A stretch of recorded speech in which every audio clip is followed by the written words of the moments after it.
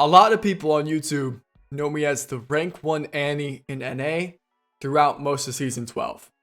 Our rank 1 Annie guide is one of my most well-performing videos. I'm kind of infamous for climbing from Diamond up to Masters and beyond with Annie, using her in high elo, and showing why she's so good at learning the game. Now, in season 13, I quit playing Annie as much as I used to. I used to be an Annie one trick. She used to be my most played. Now, I only pick her as, I pick her when I'm feeling it. I don't play her all the time. I'm not a one trick. I'm not an Annie one trick. I'm not an Annie main even. I'm still an Annie main. I think she's in my top 4 most played. And we got a lot of new Annie players when the rework came out. When Annie's rework initially came out, she became Z tier, the most broken kind of champion, both in mid lane and bot lane.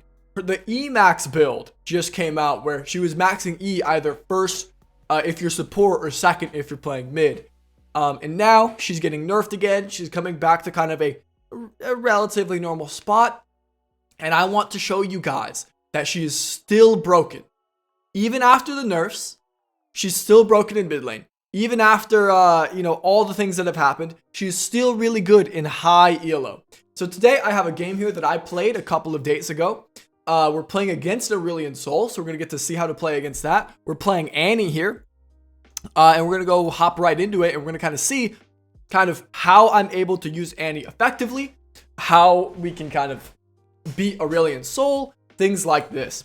Now, the reason I picked Annie in this game is because we have a Lisa in jungle, and I really wanted to pick something that could facilitate his playmaking, right? Lisa and Thresh, these are champions that want to fight a lot, and they want to kind of make plays and stuff.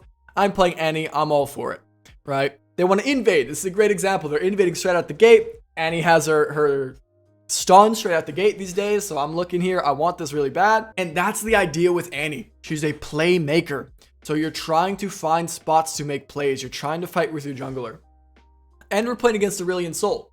So we know if we sit mid lane, Aurelion Sol is just going to outscale us. So we need to find a way to 2v2, right? If I can get Aurelion Sol to come fight us in the river, if I can go roam bot lane and fight bot lane, that's how we're going to speed up and outpace the Aurelion.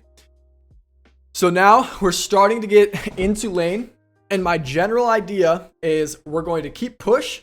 We're going to watch our jungler the whole game. Here on the minimap, my eyes are just glued to Lee Sin, where he's going, what way he's going. And I'm just going to work to keep push. So you can see I start pushing the lane right away. Now, after the nerfs, I actually started doing W max second. I'll go Q max, W max, E max. Before the E nerfs, it was actually better to go E max second, even in mid lane. But it's a little bit more normal for me to go W max second. It has some good wave clear, and it's a little bit more standard for like last season. And that's where I played a lot of my Annie. So I'm doing W max second right now. I think E max second is still fine. Just maybe a little bit tricky. Okay. And I see Jarvan. Now, seeing Jarvan here makes my brain go, ooh, how is Lee Sin going to react to that? However Lee Sin's going to react to that, I'm going to be there for it. Is he going to invade on the top side? Or invade the bottom corner as well? Are we going to try to go fight the Jarvan? And you can see, I'm like, okay, well, since Lee Sin's down here, he's probably going to decide to go from here down to invade. So I put my vision on this side to make sure I have access to this. And I'm keeping the wave pushed. I'm keeping the wave pushed. And I'm telling him, look, he pings here and I ping as well. I'm like, okay, I'm watching you. I want to make this play. We're playing Annie. We're the playmaker, baby. We want that play. So I'm keeping my push. I see bot lane gets a kill, which is fantastic. Right, I don't need to come down all the way to the bot lane. I'm just keeping push for the jungle play. So fortunately, our bot lane is doing well here. And I'm trying to just keep push. I don't even care about Aurelion. I'm just trying to keep push. I keep autoing. I'll use my trade pressure to punish him. We hop over the wall. We secure the kill. We get double buffs and we are good to go. Now we're going to kite this guy out and we go right back mid lane. And this is what we really want as Annie. We want to get that fight. Aurelion Sol cannot follow us. And this is a common thing against a lot of scaling champions. People often try to solo kill the scaling champion. You're not going to solo kill a really good Aurelion Sol. You're not going to solo kill a really good Vladimir or Veigar. You have to play around them. You have to speed up the game around them. So every play my team wants, I also want it. Now, we got double buffs from killing Jarvan. So now I'm trying to use that to pressure Aurelion Sol, right? One other question I'll get is people will ask, yo, hey, I'm playing Annie. How do you get wave push? Your wave push is really, really bad. Now, Annie doesn't have good wave clear, but she does have really, really good, like trade potential, right? She has really good, like trade threat. So you use that trade threat, right? You can see I'm up near the edge of the wave. So Aurelion Sol, if he tries to contest my push, he's just going to get killed, right? That's how you maintain push as Annie. You threaten good trades. You threaten good trades. Now, I buy a Blasting Wand here. Most games, in terms of Annie build philosophy these days, Luden's is the most, like, it's the easiest item to solo carry with because you get a lot of haste, you get a lot of mana, life is good. And Blasting Wand goes into Luden's. However, Blasting Wand also goes into Rocket Belt. And Rocket Belt is really good if, like, you need secondary engage or if you want to make plays with Lee Sin and Thresh. And the Rocket Belt bullets will actually proc spell shields. So if you're playing into somebody who you think will get like Crown of the Shattered Queen or Edge of Night or Banshee's Veil, Rocket Belt's very, very good for propping that. So here, I'm not actually sure what I want. I haven't decided if, you know, Lee Sin's going to give me blue buff, so I'm fine to go Rocket Belt or not. Right, Rocket Belt doesn't have enough mana, it doesn't have the spell haste, so you kind of need blue buff to make Rocket Belt work very well. I'm also not entirely confident what everybody else is going to build. And again, I see Jarvan and I see my Lee Sin and I'm trying to bait it out. Now, I get a little bit ambitious with this play, but I really wanted it. And the mentality is what's important. The mentality of really trying to make that play, really trying to bait the Jarvan in. This is what really, really matters playing as Annie, especially with a high threat jungler like Lee Sin. And these are the games where I really like to play Annie. It's with the high threat junglers. The 2v2 is just so insane. Like Lee Sin and Annie might be among the best 2v2s in all of the mid jungle combos. Because it's just so ridiculously strong. And Lee Sin can't miss his spells with the point and click Annie stun. Annie can't miss her spells because Annie just can't miss her spells, right? And we see the Amumu. And my idea here is to try to keep the Amumu here. I know if Amumu is hovering around mid, that bot lane's in a 2v1 and they're winning. And we see Jarvan top. And again, my brain goes, okay, Jarvan's top. How can I abuse that? Well, we know that Jarvan's up here and this person's losing. I'm just going to come dive bottom. Right? Jarvan can't stop me. Aurelion Sol doesn't want to stop me. Lee Sin is on this side of the map. And we get an easy kill. We're always looking to make these plays. Now, it's probably technically better for me to sprint back mid to my wave. Because I end up losing like a wave and I'm going to lose a whole nother wave if I go there because it's scary. So rather than greeting for the Amumu kill, I probably should have just gone back to mid lane right away. It's not the worst though. It's completely fine. Getting my Jinx another kill, like that's very good for me. And I actually don't remember what I built this game, so I'm excited to see if I commit to Luden's or to Rocket Belt. I think because I know that they'll die in one combo and I want to make sure they can't get spell shields or anything, I'm pretty sure I go Rocket Belt this game. And my team's doing a good job of playmaking. So that's another thing about Rocket Belt. It doesn't have as much haste as Luden's. So if you have to go like through multiple combos to kill somebody, Rocket Belt is much worse. You'll run out of mana. But yeah, I do decide to do it because I think I can just one-shot them. Oh, and then I upgrade to Red Trinket here. Super, super important to grab Scanner.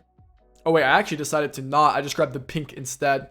And that's one thing you can do. I grabbed the pink because I know I want to like sit in a bush and just kind of cheese these guys. All right, that's what we're trying to do as the Annie.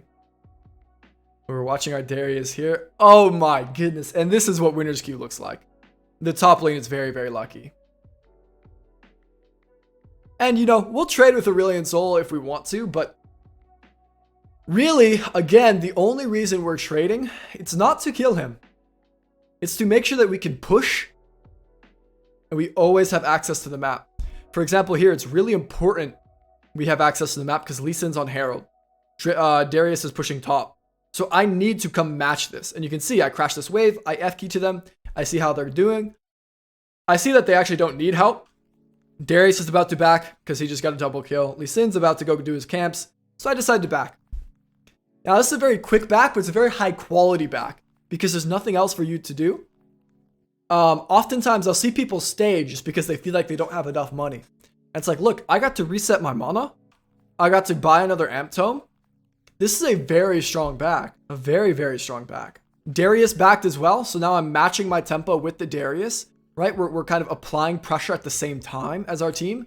Lee Sin is off the map clearing his camp, so he's not doing anything either. He's not playmaking. I'm getting ready for the next play. And I'm constantly thinking about, where could the next play be? Where are we going? Where are we going? And I can see Lee Sin is pathing bottom, right? He did these camps. He's going down this way. So I'm going to put my vision on the bot side. This pink allows me and Lee Sin to stand in this river and know that they have no vision control. So we have complete vision control of this river.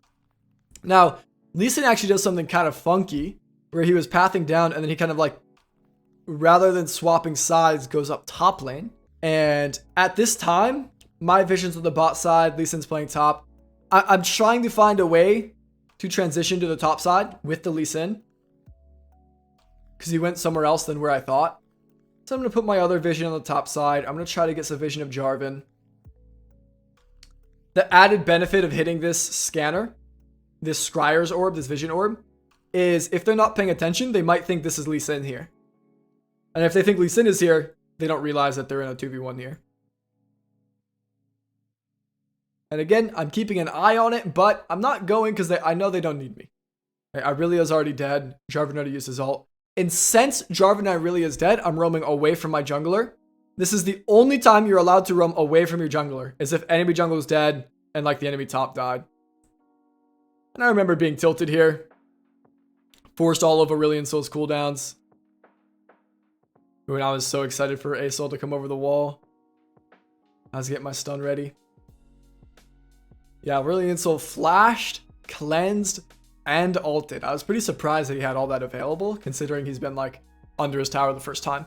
And now this game's pretty much over. We have gotten every single lane ahead. We have hovered around our Lee Sin. We have hovered around our bot lane. Now, getting this top lane in our game was pretty lucky, right? But getting our jungle ahead, getting our bot lane ahead, that was all, like, we had a massive role to play in that, right? And if you get your jungler ahead, it's not a coincidence, your top laner gets ahead as well. So these are the games where Annie is really, really strong in, even in high elo. And this is how you play her. You never play to like solo kill your lane opponent. You always play to go, I call it river fights. You want to go get in the jungle. You want to fight in the jungle. You want a 2v2. You want a 3v3. You don't necessarily want a 1v1. And you also don't necessarily want a 5v5. But you want to fight with your jungler. Wherever your jungler's at, that's where we're going. This is also a key video in understanding how to beat Aurelion Sol and scaling champions like this. This is why you buy Scanner on Annie. You can see I'm scanning the bush and I'm just saying, hey, if you guys try to come save Aphelios, you will die. If you don't try to come save Aphelios, Aphelios will die. Now, I actually don't think we have the damage to kill him here. I don't remember exactly what happens. But yeah, the way you have to beat Aurelion Sol is you have to move around him. You will not kill... You won't solo kill good Aurelion Sols. It's very similar to the other hyperscalers like Vladimir and Vigar and Kassadin and Corki. You will not solo kill them if they know how to play their champion. You know, if you're playing low elo, you can, and if you're if the person doesn't know how to play their champion, you can, but you have to assume your opponent's creative. So you never plan to solo kill a scaler. You plan to crash waves and move around them, and the game just speeds up faster than they can handle. Aurelion Sol will never get to scale this game because his jungle's behind, his bot lane's behind, and his top lane's behind. Let's see. Did I miss any other big bullet points from this game? Annie is very strong with these playmaking junglers. This is when I choose to play Annie. It's when I have like the playmaking high threat jungler, playmaking high threat supports. You're looking to roam and 2v2. You're not looking to kind of solo kill mid. And against Aurelion Sol and scalers specifically, like especially, you cannot play to solo kill them. You can get away with it sometimes. I wonder, is there a way to speed up this video? We're just going to skip through it a little bit. Closing this game out is pretty simple. We end up just kind of hovering around. I actually remember having an ego play here.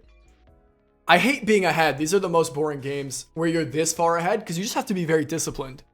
If you're not disciplined, you can accidentally throw, but it's very simple. It's like, we're going to get the objective. We're going to push the waves on the side of the objective. We're going to play as a team. But if you get too excited and you come up here like this and you try to 1v3, this is when you make mistakes and you throw. And actually, I think this is exactly what happens. I think I take a death here and I'm like, oh my goodness, I'm very bored. These are the most boring game states. How do you guys feel about being super ahead? I think this might be a little bit of a hot take, but when a game's like 25-3, I think it's the most boring game state. I would rather be in an even game, or I'd rather be in a slightly losing game. I guess the only thing worse than being 26-4 is being the 4 in this scenario, right? I guess that's the only situation that's worse. But this is kind of like the perfect example of how to play Annie. I hope you guys enjoyed this. By the way, we're doing some big events over in the Discord. We have a coaching sale until April 15th. Use coupon code APRIL20. APRIL20 for 20% off of all coaching at jsmethod.gg. As well as we have a 5v5 tournament next weekend. What's the date for that? 5v5 tournaments on April 15th. If you want more information, always join my Discord. I always have information. I'm always available to talk on my Discord. So join the Discord, link in the description. Coaching sale, 5v5 tournament, and coach-a-thon April 22nd. So lots of fun things happening. Make sure you guys check that out. I hope y'all enjoyed this video. I'll see you guys in the next one. Peace.